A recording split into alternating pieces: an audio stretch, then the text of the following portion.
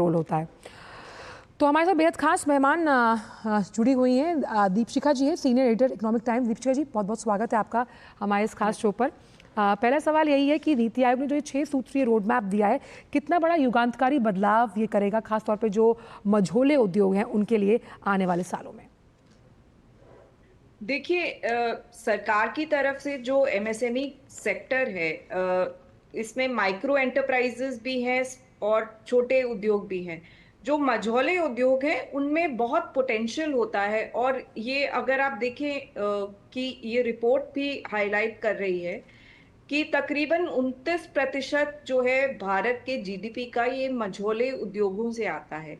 इनका employment potential बहुत ज्यादा है और इनका ग्रोथ पोटेंशियल भी बहुत होता है। तो ये जो है मझोले उद्योग, ये बहुत जल्दी अगर इनको सही नीतिगत इनको पॉलिसी इंटरवेंशंस दिए जाएं, उनको सपोर्ट दिया जाए, तो ये इनका साइज जो है इनका बहुत जल्दी बढ़ सकता है।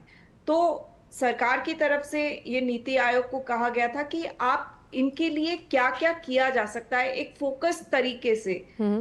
तो ये जो रिपोर्ट आई है, ये इन्होंने स्टडी किया है जो मझोले उद्योग हैं उस क्षेत्र को, और उसमें उनके लिए क्या क्या इंटरवेंशंस जो है सरकार की तरफ से किए जाने चाहिए, वो जी। उन्होंने बताए हैं। और ये रिपोर्ट ये सारे जो है इंटरवेंशंस को बताती है, हाईलाइट कर रही है। और ऐसी उम्मीद की जाती है कि मंत्रालय और सरकार जो है ये जो इंटरवेंशंस इस रिपोर्ट में जो सजेस्ट किए गए हैं उनको करेगी। तो इनके लिए, क्योंकि ये फोकस्ड इंटरवेंशंस हैं, बहुत आइडेंटिफाई किए गए हैं, तो इससे इस क्षेत्र के लिए काफी उसको फायदा हो सकता है। इनका जो ग्रोथ पोटेंशियल है वो अचीव कर सकते हैं ये। दीपशिखा जी, कोशिश करते हैं कि इन तमाम जो 6 सूत्रीय पॉइंट्स हैं उनको हम कवर अप कर पाएँ। पहला, जिस तरह से तकनीकी उन्नति, यानी कि कैसे भारत जो 4.0 सक्षमता केंद्र बनाएगा, जिसके लिए रोबोटिक्स और एआई की तकनीक का इस्तेमाल किया जाएगा। तकनीक की दक्षता एमएसएमई को किस तरह से तीव्र गति पर आगे लेकर जाएगी, जिसमें हम रोजगार के मोर्चे तो मान ही रहे हैं, वहीं आत्मनिर्भर भारत के सपने को भी ये कहीं ना कहीं कारगर साबित करती हुई। जी बिल्कुल। बिना टेक्नोलॉजी के तो आज जो है उद्योग जगत में प्रगति की हम कोई एक्सपेक्टेशन रख नहीं सकते, आशा नहीं कर सकते। तो और जिस तरह से एआई, आर्टिफिशियल इंटेलिजेंस जो है, जिस तरह से हर क्षेत्र में उसका अगर हम देखें कि वो हर क्षेत्र में घुस रहा है, तो इसको किस तरह से इस क्षेत्र के लिए इसको इस्तेमाल करके उसमें टेक्नोलॉजिकल इंटरवेंशन ला के इस क्षेत्र में किस तरह से उसे बढ़ाया जा सकता है। तो लोगों के लिए जो इस क्षेत्र में कार्य करते हैं उनके लिए स्किलिंग के कार्यक्रम, इस क्षेत्र में और सुविधा देने के लिए जो प्रोसीजर्स हैं उसको और रिलैक्स करने के लिए, रजिस्ट्रेशंस के लिए बहुत सारे कार्यक्रम में एआई का इस्तेमाल किया जा सकता है। ट्रेनिंग के लिए एआई का इस्तेमाल किया जा सकता जी। है।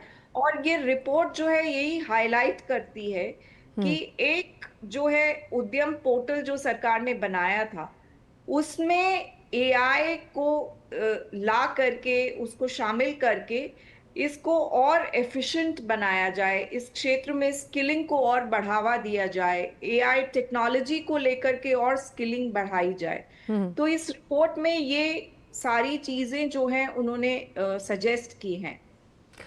दीपशिखा जी, आर&डी का जो सेल बनाने की बात कही गई है यहाँ पर एमएसएमई मंत्रालय में, क्योंकि रिसर्च एंड डेवलपमेंट में जो एक वक्त ज़ाया होता है, उस तरह से अगर एक सेल बना दिया जाए तो इस तरह के एमएसएमई के छोटे छोटे यूनिट्स लगाना और आसान और समय की बचत के लिहाज से आगे आने वाले समय में बहुत सही साबित होगा इस पूरे सेक्टर के लिए। बिल्कुल। देखिए, रिसर्च और डेवलपमेंट जो है हमारे देश में जिस तरह अगर हम देखें बाकी देशों में, खासतौर से विकसित देश जो हैं या और इमर्जिंग इकोनॉमीज जो हैं, वहां पर रिसर्च एंड डेवलपमेंट पे बहुत ज्यादा एम्फेसिस होता है। हमारे यहाँ उतना अभी बढ़ रहा है लेकिन उतना ज्यादा नहीं है, और इसीलिए ये रिपोर्ट जो है खासतौर से मंझोले उद्योग जो हैं उनकी उतनी कैपेबिलिटी नहीं होती है कि बहुत ज़्यादा बड़ा जो है खर्चा वो रिसर्च एंड डेवलपमेंट पे कर पाए।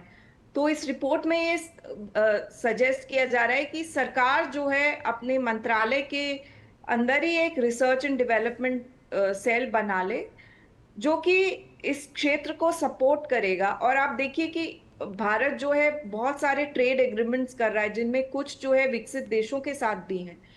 तो जी। इन मझोले उद्योगों को सक्षम करना, उनको अपने पैरों पे खड़े करना, वित्तीय सपोर्ट के साथ, टेक्नोलॉजी के साथ, ये अभी बहुत अहम हो गया है।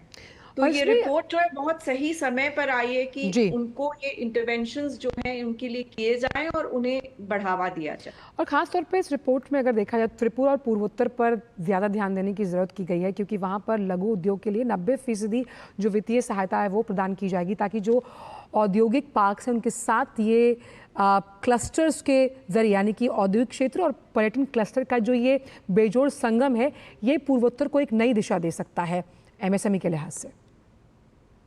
बिल्कुल, वहां पर अगर हम देखें तो एमएसएमई क्षेत्र का काफी जो है स्प्रेड अच्छा है। वहां पर स्कोप पोटेंशियल भी बहुत ज्यादा है, और सरकार काफी समय से ये क्लस्टर अप्रोच जो है इस पे बहुत एम्फेसिस देती हुई आ रही है। इसके रिजल्ट्स भी बहुत अच्छे आए हैं। तो क्लस्टर्स जो है एमएसएमई के, उनको आइडेंटिफाई करके उनको जी। हर तरह से सपोर्ट किया जाए। उनको जो रिसोर्सेस चाहिए होते हैं, पॉलिसी नीति के लेवल पर उनको क्या सपोर्ट किया जा सकता है, वित्तीय लेवल पर क्या किया जा सकता है, टेक्नोलॉजी के स्तर पर क्या किया जा सकता है। तो इन क्लस्टर्स को आइडेंटिफाई करके इन क्लस्टर्स को बढ़ावा करेंगे तो उस पूरे क्षेत्र का विकास किया जा सकता है। और वही, जैसे मैं अभी एक खबर पढ़ी थी कि हरियाणा ने करीबन 170 रुपए की क्लस्टर विकास योजना को पुल अप किया है, जिसमें एमएसएमई क्षेत्रों को सशक्त बनाया जाएगा। इस तरह से अगर राज्य क्लस्टर प्रोग्राम से फ़ायदा लेते हैं तो वो दूसरे राज्यों के लिए भी उदाहरण स्वरूप कहीं ना कहीं एक मॉडल के रूप में विकसित होते हैं। दीपशिखा जी। बिल्कुल, आपका पूरा क्लस्टर जो है आपके राज्य का, उस पूरे क्षेत्र का जीडीपी और उस पूरे क्षेत्र का आर्थिक विकास जो है उसको एकदम बढ़ा देता है, उसको करता है। क्योंकि वो पूरे क्षेत्र पर एक फोकस तरीके से काम किया जा सकता है। हरियाणा में आपने कहा कि वहां पे किया जा रहा है, और भी राज्य हैं जो इस तरह से क्लस्टर डेवलपमेंट जो है, क्लस्टर्स बना रहे हैं। और ये खास तौर से जो है एमएसएमई क्षेत्र के जो क्लस्टर्स हैं वो बहुत महत्वपूर्ण हो जाते हैं, खास तौर से एम्प्लॉयमेंट की दृष्टि से, रोजगार की दृष्टि से। क्योंकि वहां पर जो एमएसएमई क्षेत्र है वहां पे रोजगार का जो पोटेंशियल है बहुत ज्यादा है। तो पूरे राज्य की जो अर्थव्यवस्था है उसमें और उसकी आर्थिक विकास के लिए ये जो क्लस्टर का अप्रोच है, क्लस्टर डेवलपमेंट का, ये बहुत कारगर साबित हो सकता है। और आप इसमें पब्लिक प्राइवेट पार्टनरशिप का कितना अहम रोल मानती हैं, क्योंकि एमएसएमई को बूस्टअप करने के लिए लगातार कई मंचों से आह्वान किया गया कि जो पब्लिक प्राइवेट पार्टनरशिप की हैंड होल्डिंग है वो भी एमएसएमई के विकास के लिहाज से बेहद ज़रूरी है। बिल्कुल, देखिए सरकार की तरफ से बहुत सारे जो है नीतियां बनाई गई हैं, बहुत सारे पॉलिसी इंटरवेंशंस हैं, बहुत सारी योजनाएं बनाई गई हैं। जी। लेकिन जब तक निजी क्षेत्र इस क्षेत्र से सपोर्ट नहीं करेगा, खास तौर से जो बड़े उद्योग हैं, क्योंकि उनको ही निजी क्षेत्र से सोर्सिंग करनी होती है, सामान खरीदना होता है, उनके इनपुट्स लेने होते हैं।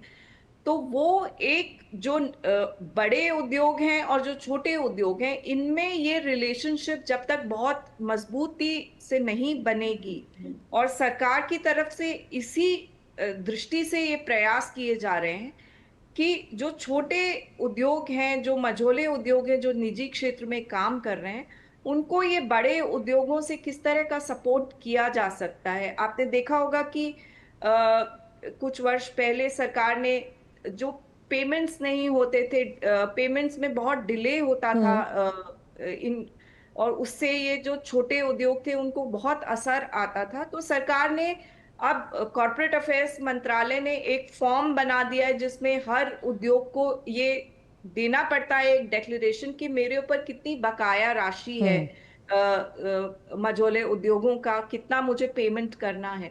तो इस तरह के मेजर्स जो लिए जा रहे हैं, ये जो पार्टनरशिप है, सरकार के एंटरप्राइजेस तो सपोर्ट कर ही रहे हैं, लेकिन एक पूरा इकोसिस्टम जो है वो बहुत जरूरी हो जाता है अगर हमें पूरे इकोनॉमी को लिफ्ट करना है। और जिस तरह से रिपोर्ट में भी बताया गया है कि आपके एमएसएमई क्षेत्र की वृद्धि जो है, उसकी जो ग्रोथ है वो बहुत जरूरी है, खास जी। तौर से अगर हम विकसित भारत का 2047 के विजन के साथ इसको रखते हैं तो। अच्छा, मुझे इसमें एक बहुत इम्पॉर्टेंट कह सकते हैं एस्पेक्ट याद आ रहा है कि जैसे हम कहते हैं कि किसी का बड़ा बेटा होता है उस पर ध्यान दिया जाता है क्योंकि वो पहला बच्चा है, फिर सबसे छोटा वाला होता है उस पर ज़्यादा ध्यान दिया जाता है कि वो छोटा है, कहीं ना कहीं जो बीच वाला होता है उस पर हमेशा ध्यान कम रहता है। मुझे लगता है कि सरकार ने इस बार जिस तरह से फोकस ये रखा है कि मध्यम उद्योग आने वाले समय में तकनीकी दक्षता के साथ साथ चलते चलते और कौशल विकास को भी आगे बढ़ाने का